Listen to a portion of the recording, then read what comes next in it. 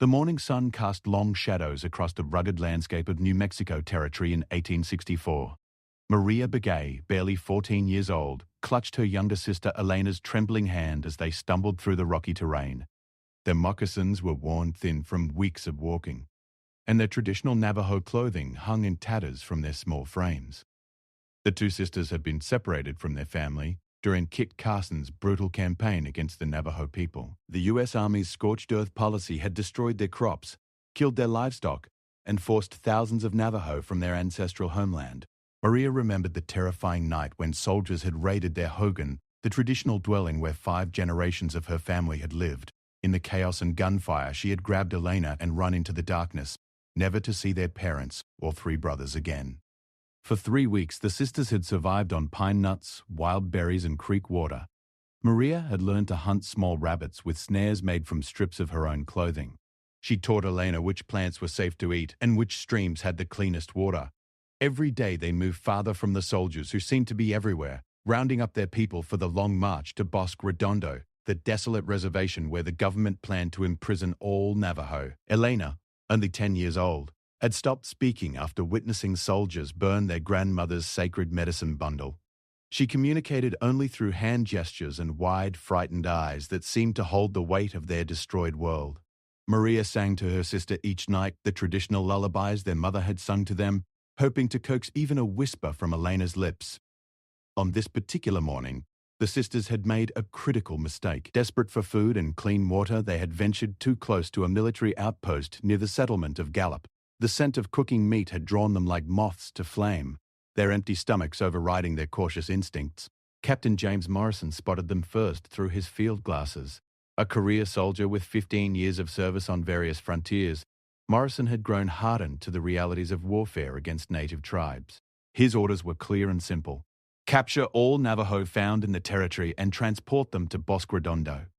Those who resisted were to be dealt with harshly as an example to others. "Sergeant Williams," Morrison barked to his second-in-command. "Ready a squad. We have 2 hostiles approaching from the North Ridge." Sergeant Williams, a stocky man from Pennsylvania who had joined the army to escape poverty back home, squinted through his own field glasses. "Sir, they appear to be children." 2 young girls, maybe? Morrison's jaw tightened. "Hostiles are hostiles, Sergeant. Age doesn't change military orders. We cannot show weakness or these savages will never learn their place." The captain's harsh stance wasn't unusual for the time.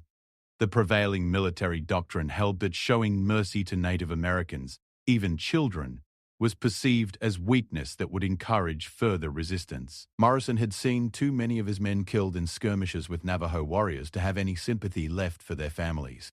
Within minutes, 8 mounted soldiers surrounded Maria and Elena as they knelt by a small stream, cupping water in their hands to drink. The girls froze like startled deer, Elena pressing herself against Maria's side while her older sister instinctively spread her arms to shield her. "Well, well," Morrison said, dismounting from his horse with deliberate slowness. "Look what we have here. 2 little runaways who thought they could hide from the United States Army." Maria understood enough English to grasp the threat in his tone. She spoke in Navajo, pleading for mercy, explaining that they were just hungry children looking for their family. But Morrison either didn't understand or didn't care about her words. "Shut up," he snapped. "Your talking days are over."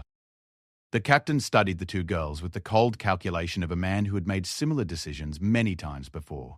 In his mind, these children represented everything wrong with the Navajo problem. Their families had resisted government authority, their warriors had killed American settlers and soldiers, and their very existence in their homeland was seen as an obstacle to progress and civilization. "You know the directive from Colonel Carson," Morrison said to his men, though his words were really meant to justify his actions to himself. "Any Navajo found outside the designated assembly points after the deadline are to be considered enemy combatants. The official policy is 0 tolerance." Sergeant Williams shifted uncomfortably in his saddle. He had a daughter back home about Elena's age, with the same dark hair and slight build. "Captain, sir, perhaps we could escort them to the reservation." "They're obviously not a military threat."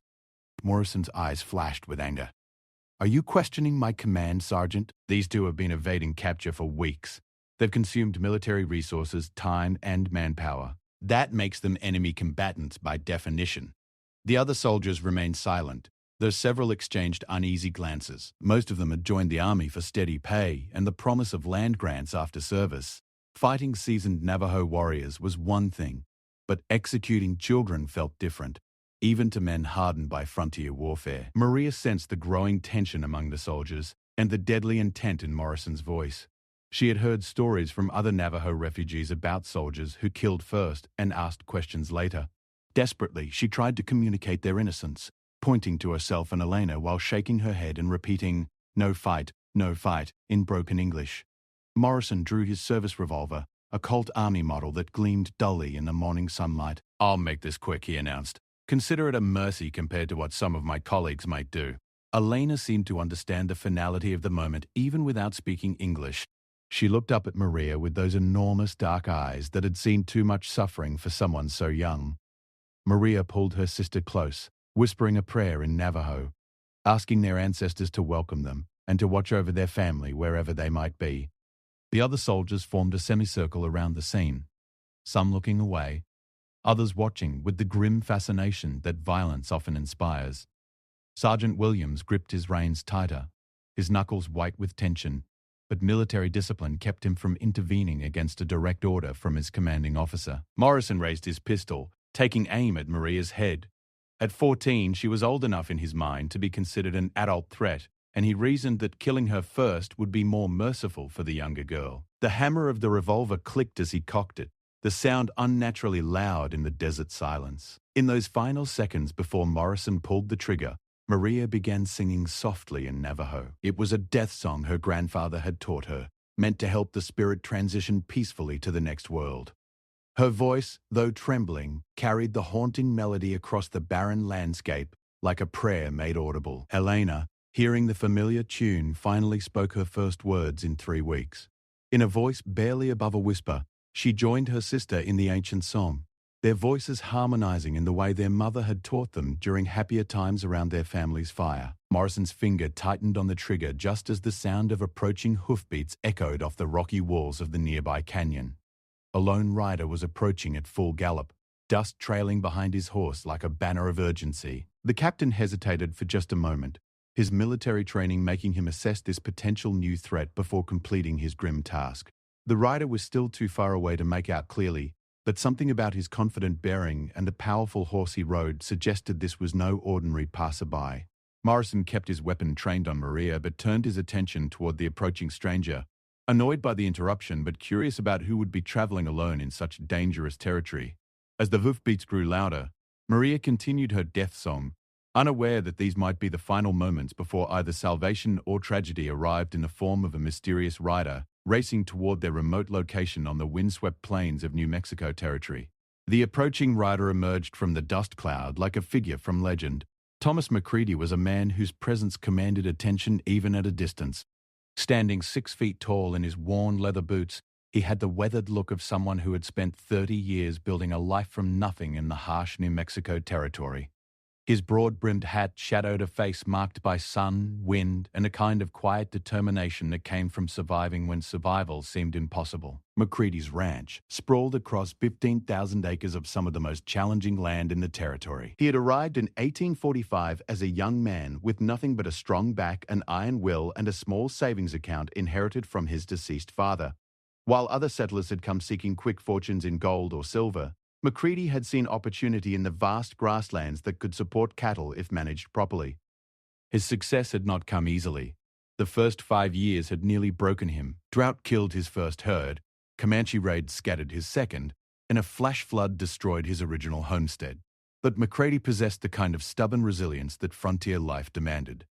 Each setback only strengthened his determination to prove that this harsh land could be tamed through patience, hard work, and respect for its natural rhythms. By 1864, the McCready Ranch had become one of the most successful operations in the region. His cattle bore his distinctive brand, a simple but unmistakable M within a circle, and his reputation for fair dealing had earned him respect from neighbors, business partners, and even some of the native tribes whose traditional territories bordered his land. Unlike many of his contemporaries, McCready had always maintained a policy of neutrality with the local Native Americans. He hired Navajo workers during roundup season, paying fair wages and treating them with the same dignity he afforded his white ranch hands. His Spanish was fluent, his Navajo was passable, and he had learned enough Apache to conduct basic trade negotiations. This practical approach to human relations had served him well in a region where cultural conflicts could easily turn deadly. On this morning, McCready had been riding to check on a distant water source when he heard the faint sound of singing carried on the desert wind. The melody was unmistakably Navajo, but something about its tone troubled him. He had heard enough death songs during his years in the territory to recognize one when he heard it. As he topped a small rise and saw the military tableau spread out below him, McCready's jaw tightened with anger. Captain Morrison's reputation preceded him throughout the territory. The man was known for his brutal interpretation of military orders and his particular hatred for Native Americans. Local ranchers and townspeople whispered stories about Morrison's methods, though few dared speak openly against a U.S. Army officer. McCready spurred his horse into a full gallop, his mind racing as quickly as his mount's hooves. He had no legal authority to interfere with military operations, but he also couldn't stand by and watch children be murdered in cold blood. His approach would need to be carefully calculated to avoid making the situation worse for everyone involved. "Captain Morrison!" McCready called out as he reined his horse to a stop just outside the circle of soldiers. His voice carried the kind of authority that came from years of commanding men in difficult situations. "I see you've apprehended some fugitives."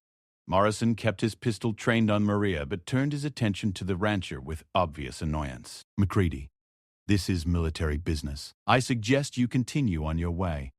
McCready dismounted with deliberate slowness, his movements calculated to appear non-threatening while positioning himself strategically between the captain and the girls. "I'm sure it is, Captain.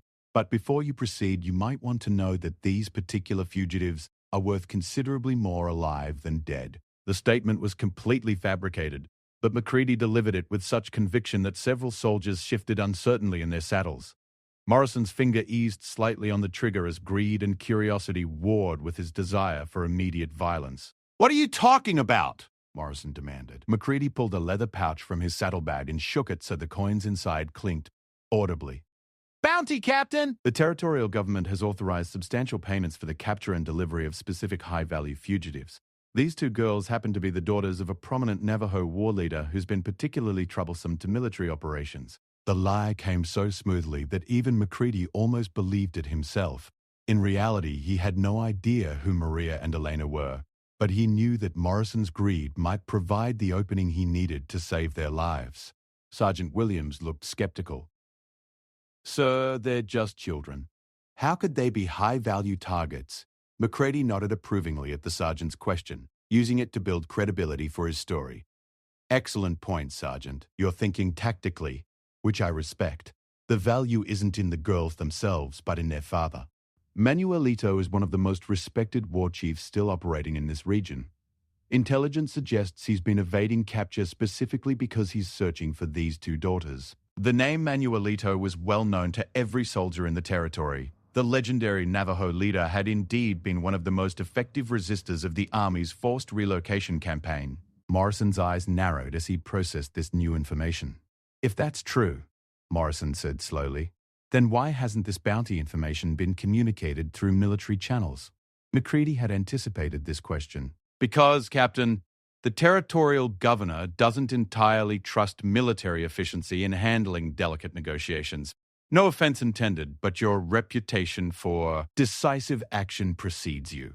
The civilian authorities believe that a subtler approach might be more effective in this particular case." The insult was carefully wrapped in apparent compliment, designed to appeal to Morrison's ego while planting doubt about the wisdom of immediate execution.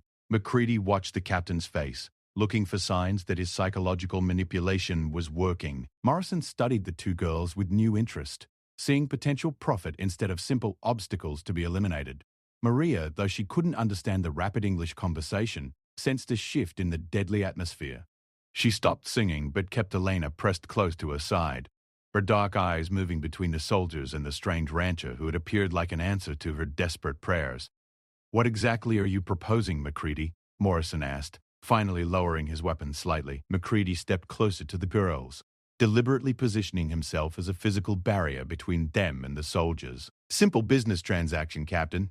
I take custody of these fugitives, transport them to Santa Fe for the bounty collection, and split the proceeds with you and your men. Everyone profits, the military looks efficient, and the territorial government gets what it wants. The proposal was reasonable enough to be believable, but Morrison remained suspicious. "And what guarantee do I have that you won't simply release them once you're out of sight?" Macready laughed, the sound carrying just enough cynicism to ring true. "Captain, I've spent 20 years building a successful ranch in hostile territory. You think I'm going to throw that away for 2 Indian girls? I'm a businessman, not a bleeding heart. If there's money to be made, I'll make it." Several of the soldiers nodded approvingly at this sentiment. In their experience, profit motive was far more reliable than humanitarian concern. Even Sergeant Williams seemed to relax slightly, perhaps relieved at the prospect of avoiding child executions while still following orders. Morrison holstered his weapon, but his hand remained near the grip. "How much are we talking about?" Macready pretended to consult a piece of paper from his vest pocket. "Territorial authorization shows $500 per fugitive, delivered alive and unharmed to designated authorities in Santa Fe. That's $1,000 total, minus transportation costs and my finder's fee. I'm thinking a 60-40 split, with the largest share going to you and your men for the actual capture." The amount was substantial enough to be tempting, but not so large as to strain credibility.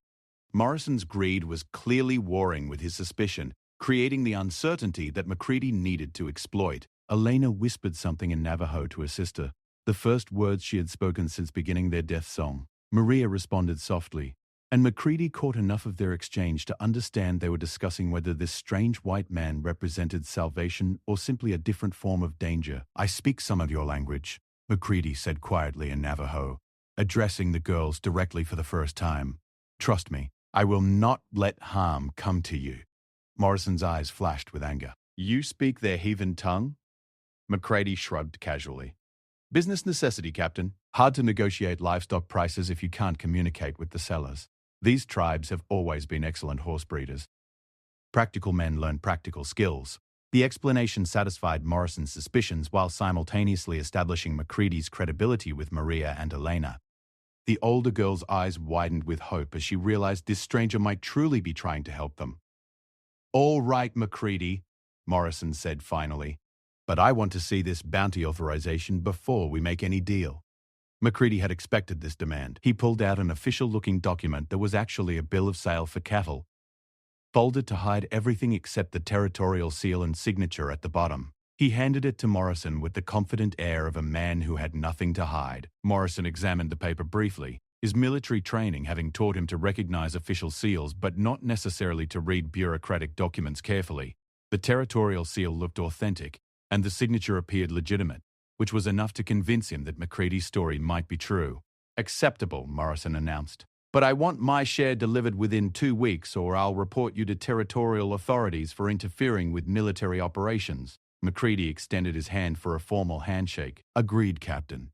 I appreciate your willingness to work with civilian authorities on this matter." As the two men shook hands, sealing their fraudulent bargain, Maria felt tears of relief streaming down her face.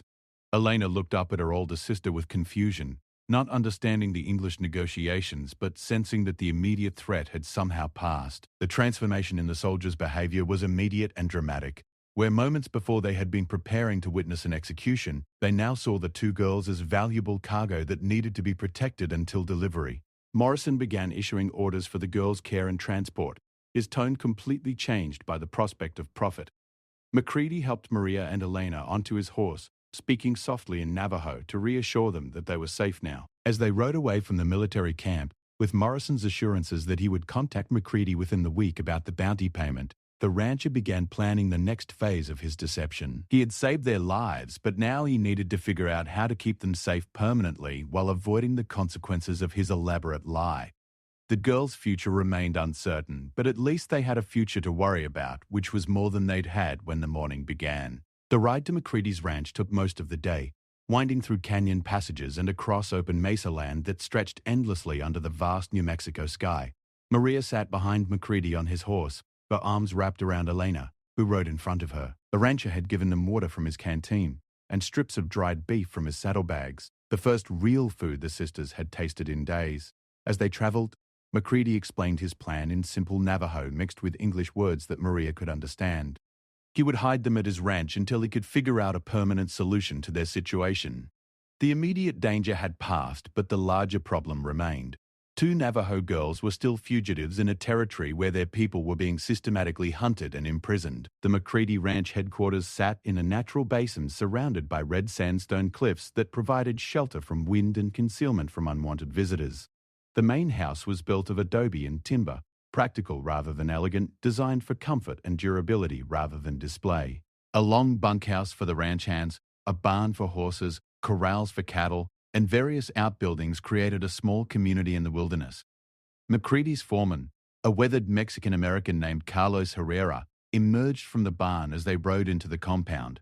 He had worked for McCready for 12 years and had learned to read his boss's moods and intentions with remarkable accuracy. The sight of two young Navajo girls riding with the rancher told him immediately that his employer had gotten involved in something complicated and potentially dangerous. "Carlos," McCready said in Spanish, dismounting and helping the girls down from his horse, "can you prepare the small cabin behind the main house?" Herrera nodded without asking questions, though his experienced eyes assessed the situation quickly. The girls were obviously exhausted and frightened, but they also showed the kind of wariness that came from recent trauma.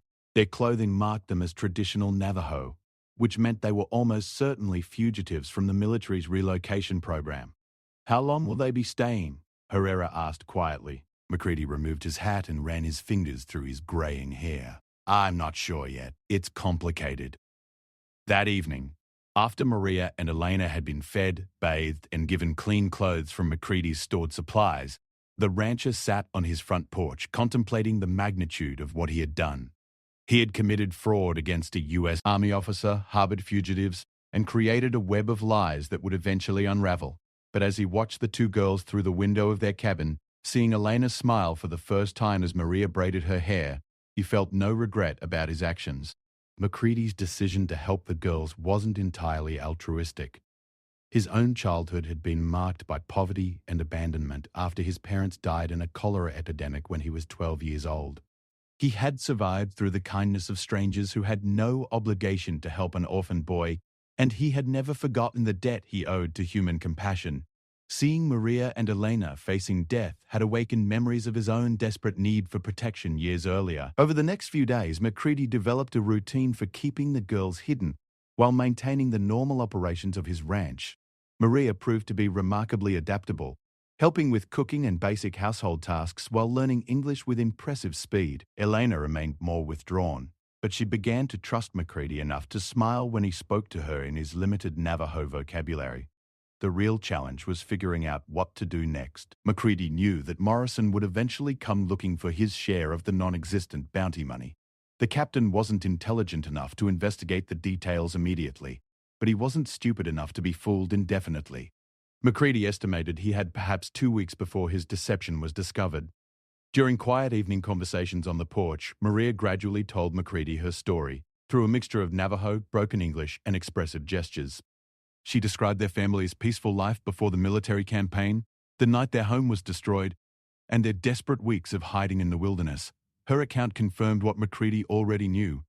These were not the daughters of any war chief, just two children whose world had been destroyed by forces beyond their control or understanding. McCready also learned that Maria possessed remarkable intelligence and natural leadership abilities.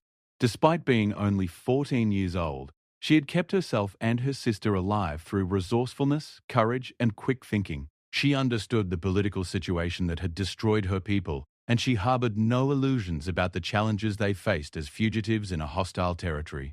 "What happened to your parents?" McCready asked one evening as they sat watching the sunset paint the desert landscape in shades of red and gold. Maria was quiet for a long moment, her eyes reflecting the same colors as the sky. "Soldiers came at night," she said finally, her English improving daily through necessity and practice. "Much shooting, much fire. Elena and I run, but family." She shrugged with the fatalistic acceptance of someone who had already grieved for losses too great to fully comprehend. McCready felt a familiar tightness in his chest, the same feeling he had experienced as a child when contemplating his own orphan status.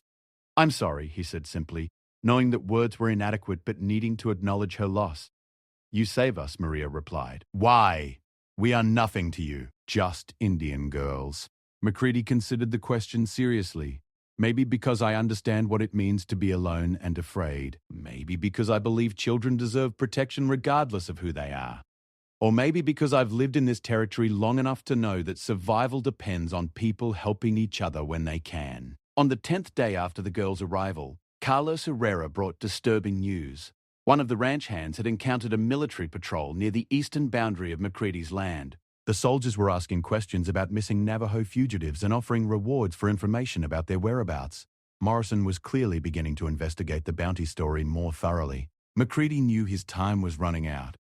He had developed a deep affection for Maria and Elena during their stay at the ranch, and the thought of them falling back into military hands filled him with dread. But he also had responsibilities to his employees and his own survival.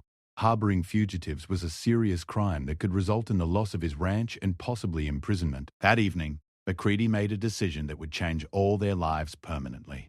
He called Maria to his study and spread a large map of the Western Territories across his desk. Using his finger to trace routes across the paper, he explained his plan in careful detail. There are people in California who help fugitives find safety, he said. Missionaries, Quakers, some government officials who disagree with the relocation policy. It's dangerous to get there, but once you arrive, you can disappear into communities where no one asks too many questions about your past. Maria studied the map with intense concentration, her finger following the routes McCready had indicated. Very far, she said finally. Very dangerous for two girls alone. McCready nodded grimly. That's why you won't be alone. I'm going with you. The statement surprised even McCready himself, but once he said it, he realized it was the only choice that made moral sense. He couldn't send two children into the wilderness alone, and he couldn't stay at the ranch knowing that Morrison would eventually discover his deception. His only option was to abandon everything he had built and start over somewhere else. Your ranch, Maria protested. Your life here. Why sacrifice for strangers? McCready looked around his study at the accumulated possessions of 20 years. Books, maps, business papers, photographs, mementos from his successful career as a rancher. All of it suddenly seemed less important than the lives of two children who had already lost everything. Material things can be replaced, he said quietly. Lives cannot. Besides, I've been thinking lately that maybe it's time for a new adventure. I'm 51 years old, and I've proven I can build something from nothing once. Maybe I can do it again. The next morning, McCready began making preparations for their departure. He sold his cattle herd to a neighboring rancher at below-market prices, claiming he needed quick cash for family emergencies back east. He liquidated his other assets discreetly, converting everything possible into gold coins and bank drafts that could be transported easily. To his employees, he explained that he was temporarily leaving to investigate business opportunities in California and would return within the year. Only Carlos Herrera knew the truth about McCready's permanent departure. The foreman had suspected from the beginning that his employer was making a sacrifice that went far beyond temporary inconvenience. On the night before they were scheduled to leave, Herrera approached McCready with tears in his weathered eyes. You are a good man, Thomas, he said simply. I will tell people you died of fever in California. That way, no one will come looking for you. McCready gripped his foreman's hand gratefully. Take care of yourself, old friend. And if anyone asks about Indian girls, you never saw any. They left the ranch before dawn on a cool morning in early November, traveling in a supply wagon loaded with provisions for the long journey west. McCready had purchased new identities for all three of them from a contact in Santa Fe who specialized in helping people disappear from their past lives. According to their new papers, he was William Thompson, a widowed merchant traveling to California with his two adopted daughters, Mary and Elizabeth Thompson. The journey took 6 weeks through some of the most challenging terrain in North America. They avoided military checkpoints, traveled at night when necessary, and relied on McCready's knowledge of hidden water sources and safe camping spots. Maria proved invaluable as a scout and hunter, her wilderness skills complementing McCready's knowledge of the region's geography. Elena gradually emerged from her shell during the long days of travel. The constant motion and shared purpose seemed to heal something in her traumatized psyche. She began speaking more frequently, first to Maria, then to McCready, and eventually she was chattering away in a mixture of Navajo and English that reflected her rapidly expanding world. They reached Los Angeles in December 1864, and McCready used his remaining capital to purchase a small farm in the San Fernando Valley. The area was populated by a diverse mixture of Mexican ranchers, former gold miners, and other refugees from various conflicts throughout the West. Nobody asked too many questions about anyone's past, and the Thompson family was accepted without suspicion. Macready established himself as a supplier of vegetables to the growing city, while Maria and Elena attended a small school run by Quaker missionaries who believed in educating children regardless of their ethnic background. Both girls demonstrated remarkable academic ability, and within 2 years they were speaking English as fluently as Navajo. Eleanor, now calling herself Elizabeth, developed a particular talent for mathematics and showed interest in becoming a teacher. Maria, using the name Mary, displayed leadership qualities and spoke of someday becoming a lawyer to help other Native Americans navigate the complex legal system that had displaced their people. By 1870, 6 years after their escape from Captain Morrison's execution squad, the Thompson family had become respected members of their community. Macready, now permanently known as William Thompson, had built a successful farming operation and was serving on the local school board. His daughters had grown into accomplished young women with bright futures ahead of them. Maria married a young Mexican-American teacher named Roberto Valdez in 1872, and they eventually moved to San Francisco, where she became one of the first Native American women to complete law school. Elena became a teacher as she had planned, dedicating her life to educating immigrant children and helping them adapt to American society while maintaining pride in their cultural heritage. Macready never married, but he lived to see both girls become mothers and grandmothers.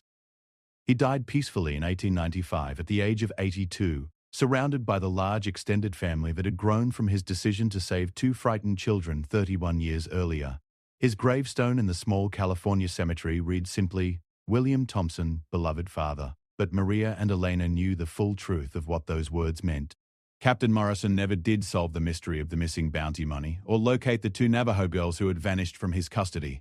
He was eventually transferred to another post after a series of complaints about his brutal methods, and he died in an Apache ambush in 1867, still believing that he had been cheated out of a substantial reward by a clever rancher. The story of Thomas Macready's intervention became family legend, passed down through generations of descendants who knew that their very existence depended on one man's courage to choose compassion over compliance with unjust authority.